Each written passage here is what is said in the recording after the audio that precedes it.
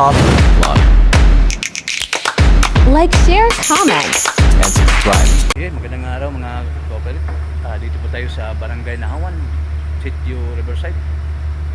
Meron tayong gagawin dito. So yun guys, let's go. So, for today's video ngayon ay magpapantay pa tayo ng kalsada. Gagawa pa tayo ng kalsada dito. Okay guys. So yun guys, dito po tayo sa Barangay Nahawan. Yan. Ito po ipapatagin natin. Gagawa po tayo ng panibagong kalsada po dito. Kasi dito pinakaputik na kalsada. Para marami kasing nakakatira dito guys. Tapos mahirapan sila pagdaan. So ngayon, mainit naman ang panahon.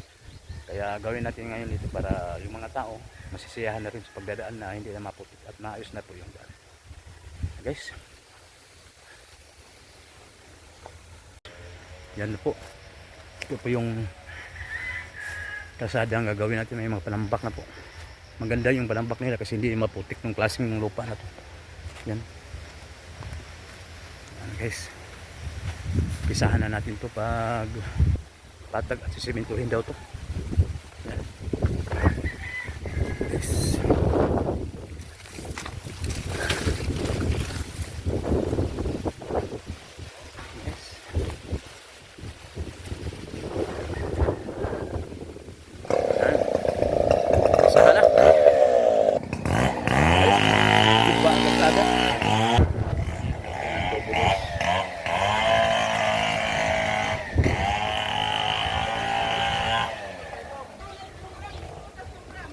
Race lang ang kalsada nito? Oo. 20 meters at ano? Ang simintuhon nato ni Kap. Asa ta mag-una? Ato ta dito mag-una. Para makaagi ang truck. Pero andan eh. Ito ang mag-ubisa. Sabi ng kapitan. So yun guys, let's go! Mag-umpisa na po tayo sa ating mga ginagawa. Yan. Ito po sisimentuhin daw, bagong kalsada, bagong ano naman. At ito yung mga tao nito masisiyahan na sa sobrang putik naman daan nito pag mag-umuulan. So ngayon, action na natin kaagad dito ang ating kalsada na to para mabilis ang ating trabaho.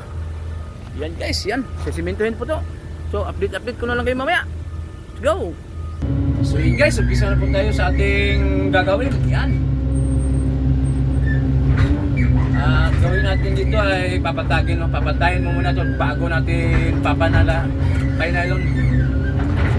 Guys, panibagong kalsada naman ito ang gagawa sa 2026. Yan mga guys, let's go! Tuloy tayo.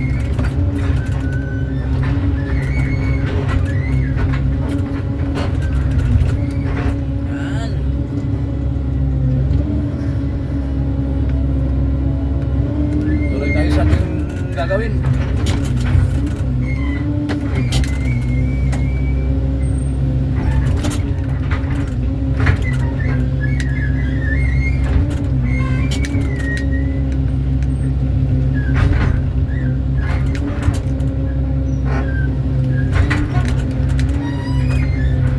Yan guys, yan ganyan.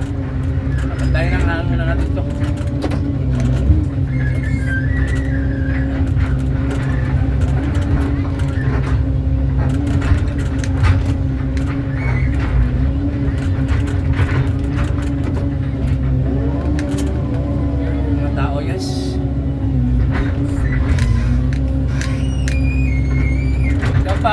Pag dam na ng truck nito, dapat hindi inisa pag dam, dapat graveling, dapat tadtad ang pagdam nito. Mali ang pagsistema sa pagdam nito. Kung gagawin ang grader to, hindi ko magagawa sa grader pag isang buong dam truck idako, hindi kaya sa grader yan. Lalo pa naman masikip ang daan. So kaya talaga. Tulad nito, isang buong yan.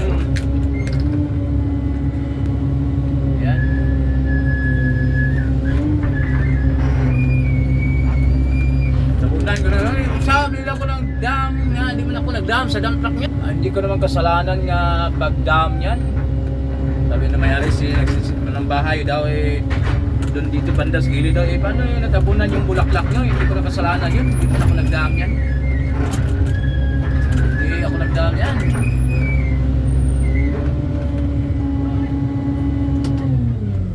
So yun guys, maputik. So ang gawin natin dito, tanggalin mo muna yung putik bago lagyan ng panambak.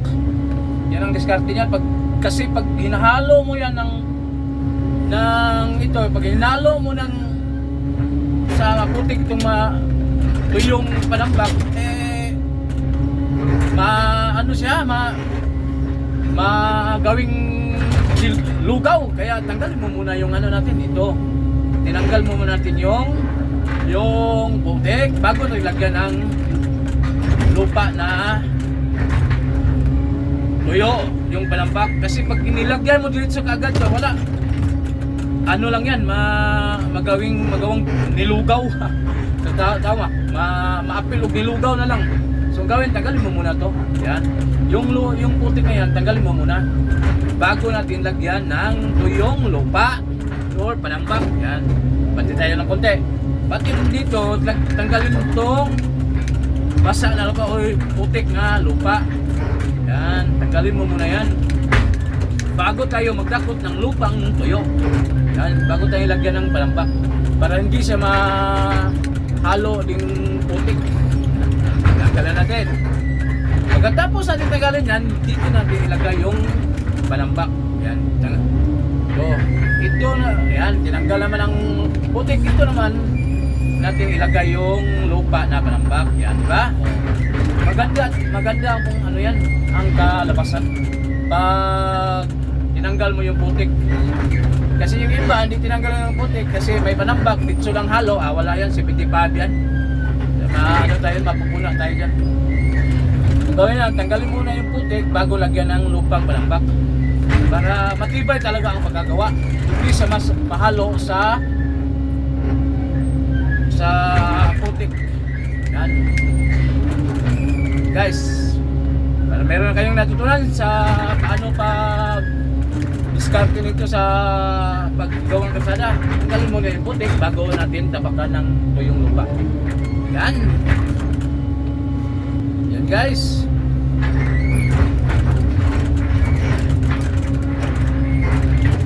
Ganyan ang diskarte guys pag gawa tayo ng ng kalsada tapos maraming lupang putik ay gawin nating diskarte yan para mawala yung putik. Palitan natin ng lupa ng tuyo, yung panambak na to. Let's go.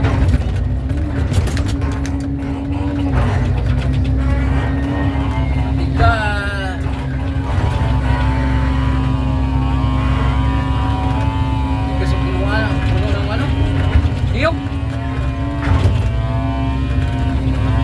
Mahirap to pag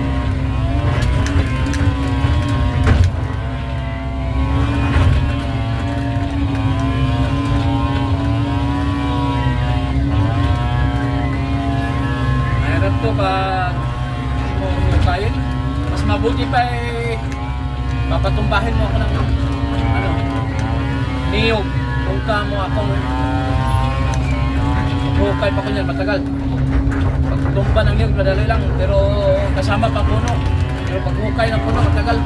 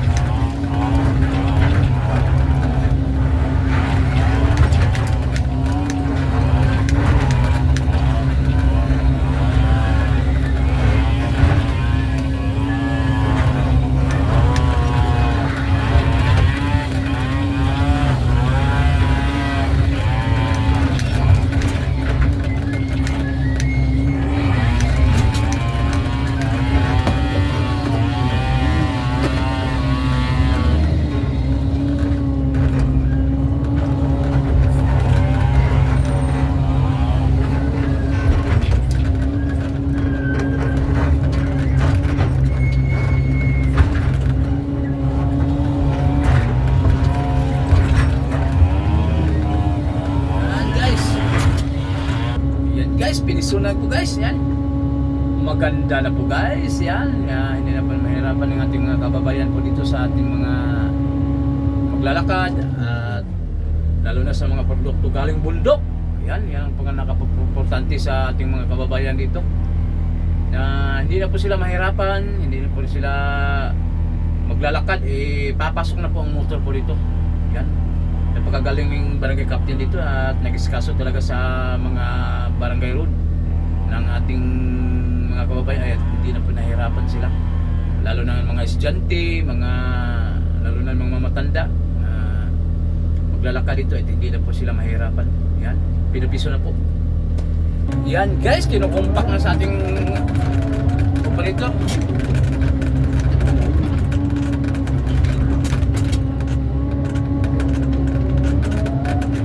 Kumpak na.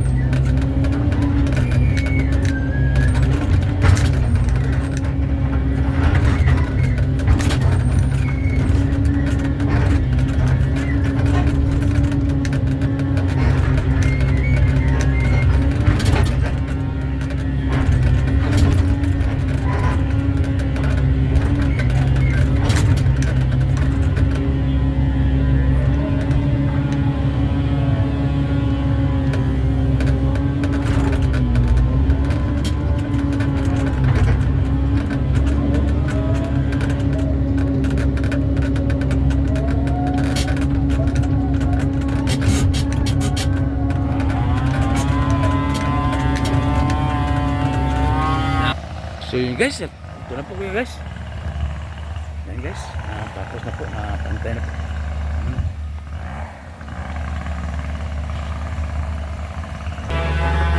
Yan guys.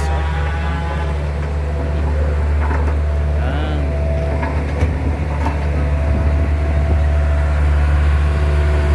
Shout out sa operator, guwapo.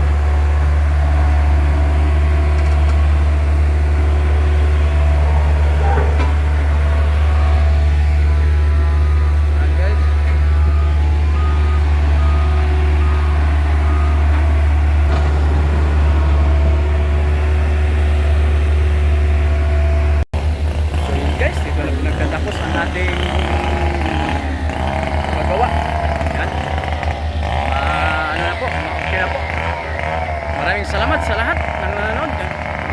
Hanggang dito na lang ang ating vlog. Maraming salamat po sa inyo lahat. And God bless at tunod po tayo sa ating mga ginagawa sa mga salamat. Bye-bye.